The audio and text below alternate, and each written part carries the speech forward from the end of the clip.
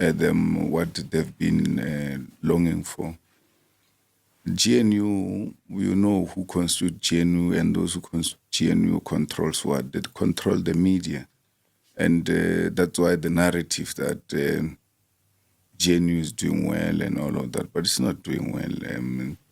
If you check the high cost of living, you check the levels of unemployment, you check the issue of corruption, which we thought was going to be at the center when they took over, but it doesn't look like there's an agenda to deal with that. So all of that is waiting for EFF to deal with it. On corruption, do you think corruption pays? It pays, Mara, for now. When it catches up with you, everything else that you thought it's yours, it will destroy you. I mean, with the EFF now, like you said, the GNU has not really been doing well because the indicators, cost of living, and other indicators suggest that the GNU really hasn't produced tangible efforts to improve South Africans' lives. Now, to counter the GNU, the EFF has really used parliaments and the courts to show that it is an alternative. I mean, among voters, do you think that instead of being a rowdy force within parliament, do you think now it's perhaps changing the EFF's image in the public imagination as being a party of governance instead of a party of just rowdy youngsters? Well, when you start a party, you ought to come up with a different strategy so that you are not swallowed by what already exists. People must be able to distinguish between you and those who were old in parliament. Yeah.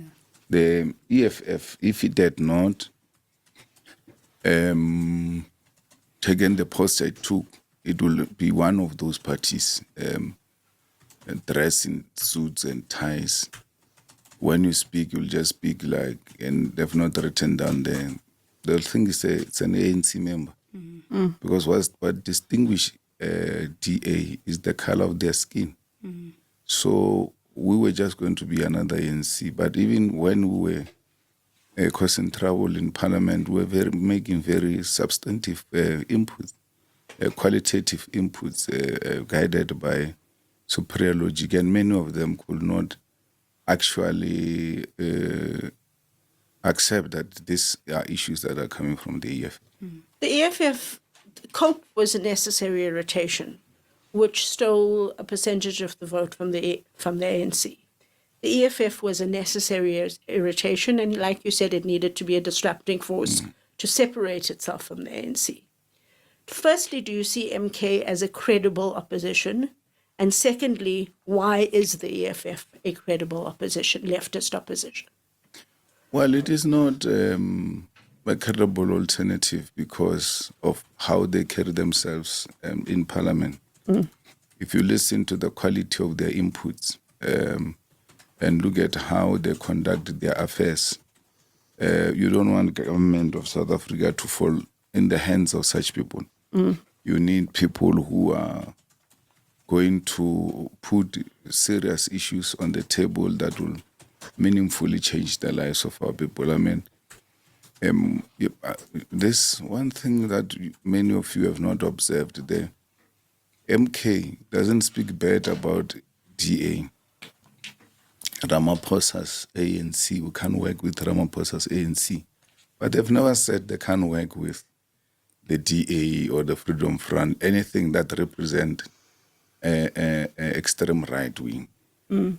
And that should be able to tell you that these people are prepared to join forces with people who want to destroy our country. So, and to make matters worse, you've never seen Zuma wearing a scarf of Palestine. Mm. But Cyril Ramaphosa, who we call a sellout all the time, he wears that scarf of Palestine. And you know what it does to the Jewish right-wingers when you wear that scarf. I just want to talk about Jacob Zuma himself. It's difficult for me to hear out the argument by some ANC that he was an apartheid spy. Mm. it is easier to understand Jacob Zuma as a hired gun. Do you think his intention, knowing him better than I do, is to destroy our constitutional democracy?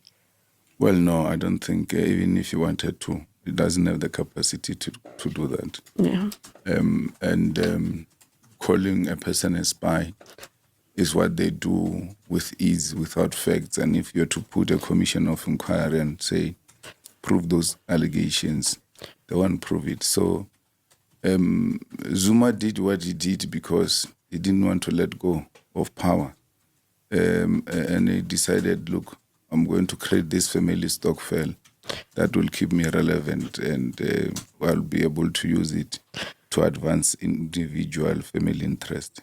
I mean, the EFF, I mean, you have said that you've offered, the EFF in Parliament did offer to help MK just starting up in terms of the parliamentary operations.